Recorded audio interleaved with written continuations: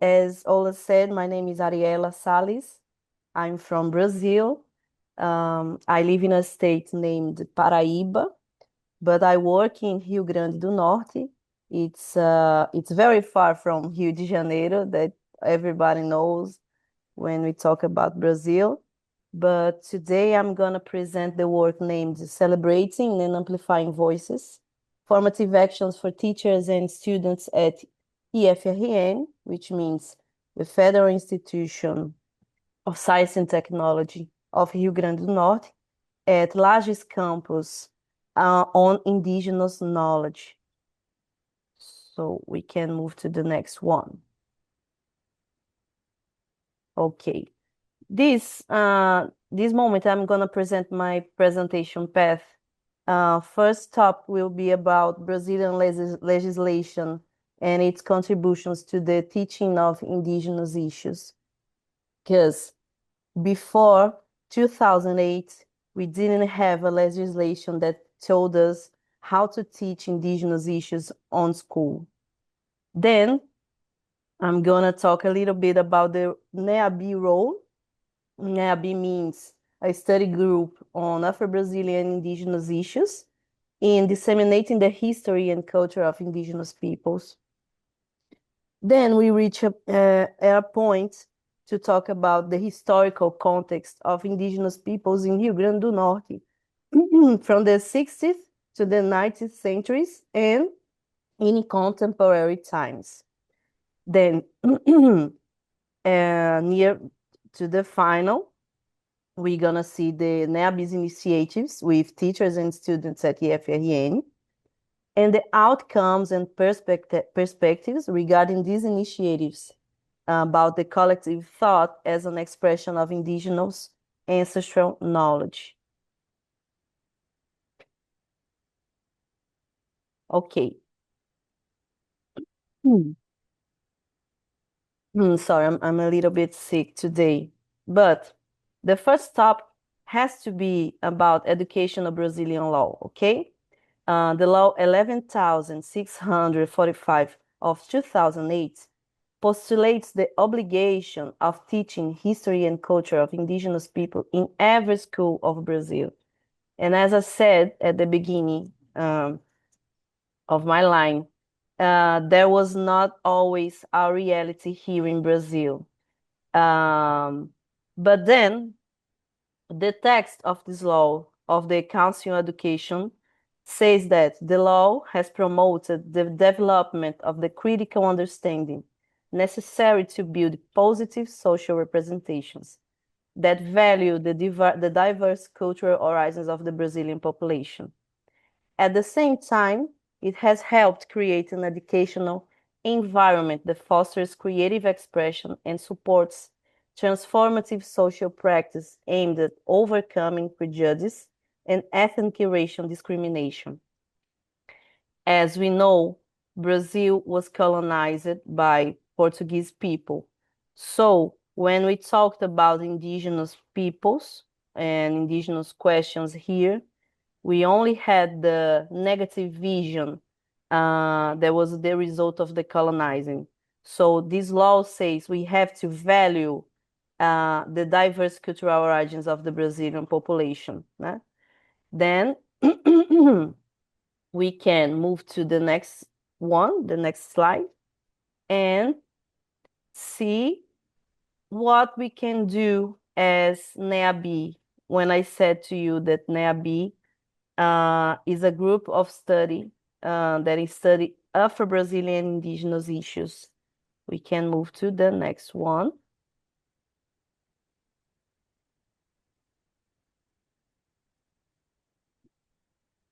Oh, thank you.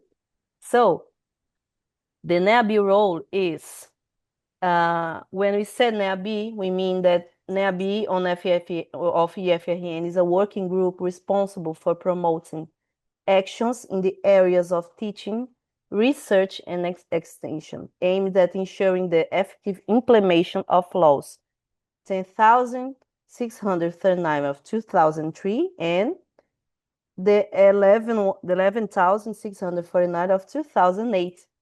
As I said to you before, before the indigenous law, we had only another law that tells us that we had to teach Afro-Brazilian culture and history at schools. But this law has changed, and now we have to do it with the perspective, the indigenous perspective too. Okay, so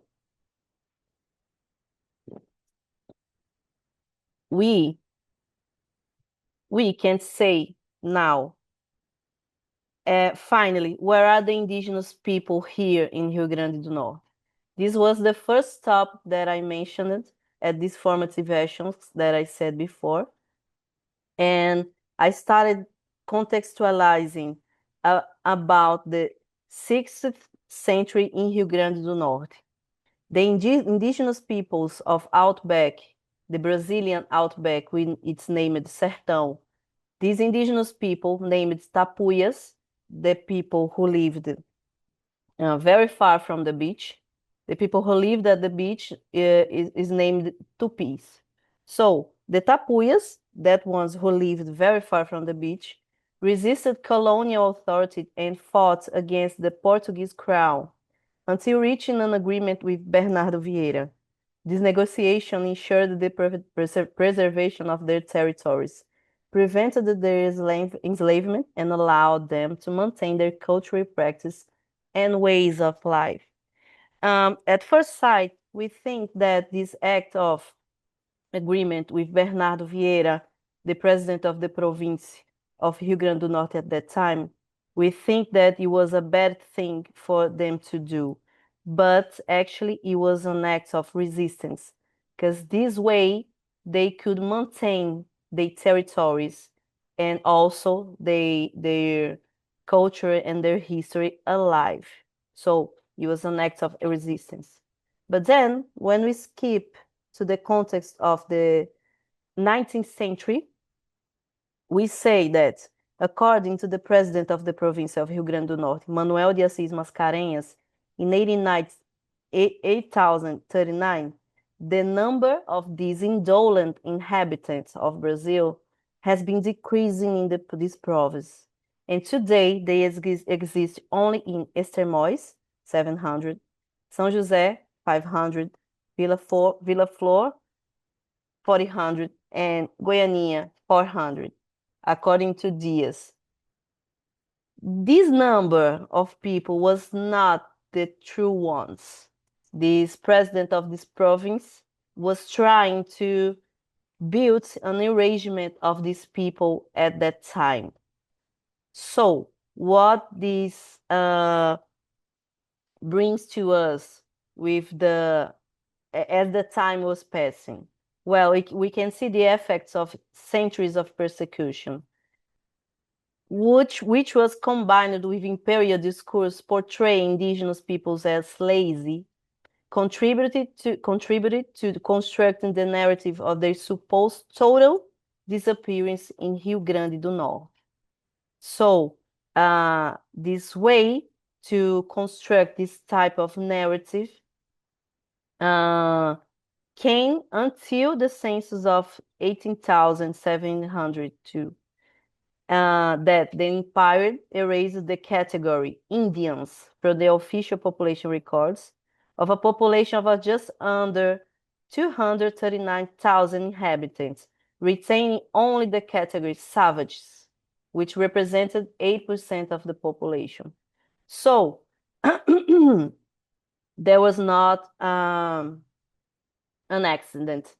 They constructed this narrative through the times to say that the crown of Portugal has all the right when we're talking about the indigenous territories in Rio Grande do Norte. Then they was trying to realize that this erasement was possible to so that they could go on with the plan of total disappearance of these people. That was not true, as we can see with our next slide. That where are these people today? They are here. It's these numbers you can see It's the statistics of this year here in Brazil of 2025. And according to these statistics, 80,316 people have declared themselves as indigenous in Rio Grande do Norte. Before, in the census of 2010s, there were only 57 ethnies, but now they are 80, 80 ethnies here in Rio Grande do Norte. So, this kind of information has reached also teachers and students at EFRN. And then we could do this kind of action after all this contextualizing and information moments. We can see with the next slide that the formative action began with all these topics that I said before to you all, and what we did, sorry, the next was to draw the map of Rio Grande do Norte. You can return one slide, please, Ola. Yeah, we draw this map of Rio Grande do Norte, and we marked where are indigenous land in this state. As we for information, only one land in Rio Grande do Norte is trying to be demarcated land. The other 5 ones is still in process. So we have the comparison here with this map with all the ethnies that are present here in Rio Grande do Norte. Then you can skip to the next slide, please. Then when when I brought this thing to the students after that first moment that I talked about just right now, I showed them a poem from Eliane Potiguara, is an indigenous person and poet of Rio Grande do Norte. And her poem, named Brazil, says in a free translation, what do I do with my indigenous face and my hair and my wrinkles and my story and my secrets? What do I do with my indigenous face and my spirits and my strength and my tupã and my circles? What do I do with my indigenous face and my toré, my sacred, my blood, my conscience, my struggle, and our children? Brazil, what do I do with my indigenous face? So, with this poem, we could reach several topics that are very, very important when we talk about indigenous struggle here in Brazil. When we see indigenous art or literature here in Brazil, we cannot dissociate it from their history and their culture of struggle as a people that suffered very much with the history. Okay, so the next one, the next slide, we can see the moment of the toré. This is a dance of Potiguara people.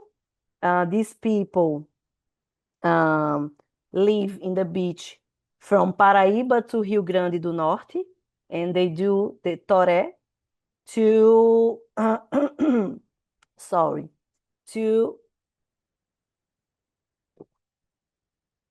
the god, the Tupã. So we saw everything with the students, and the next lesson we're gonna see in the next slide. What we taught them that we could do recreation of this indigenous culture in our institute. So we've built 6 indigenous museums based on 6 writers, indigenous writers. The left one, Daniel Munduruku. The right one, Ailton Krenak, that is recognized all over the world. And the river that he talks in this literature, very important to the Krenak people. So the other ones, Graça Graúna, Eliane Potiguara, as I said to you before, Davi Kopenawa, and Márcia Cambeba. You can move to the next one, please. Then, all these actions that we've made at IFRN Campus Lages through the NEAB showed us a speech very aligned with the indigenous ancestral knowledge, okay? That is about collective. We cannot build a method, a didactic that cannot think about collective issue. Then I separated these lines that Ailton Krenak said in the book, Ideas to Postpone the End of the World. He said, if people do not maintain deep connections with their ancestral memory and with the reference that sustain their identity, they will lose their minds in the chaotic world we share. So, if we think about teaching indigenous issues at school, we have to think that it's a question of identity of our own people, the Brazilian ones, the real Brazilian ones. And to finish this, I want to read the words of Márcia Cambeba. You can, yeah, the words of Márcia Cambeba from Belém.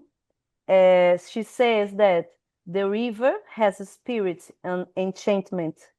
It shapes an education that does not conform to any school curriculum. It has forged its own pedagogy, one enacted in the rocking of the waves against the berry bud, on skin tanned by the summer sun. This form of teaching is honored by villages. It is understood by the peoples through a dialogue among words, beings, and ancestries. Márcia Cambeba said this in the book, The Forest Knowledge. So it's very alike what I think about education here in Brazil about indigenous questions. The pedagogy of this thing is under our own land, and we have to make profit from it. And this one was my presentation. I hope everybody has enjoyed and learned a little bit about my culture here in Brazil. Thank you very much, especially for Ola, for all the kindness since the very moment we've met by the internet. Thank you very much for your connection and beautiful presentation.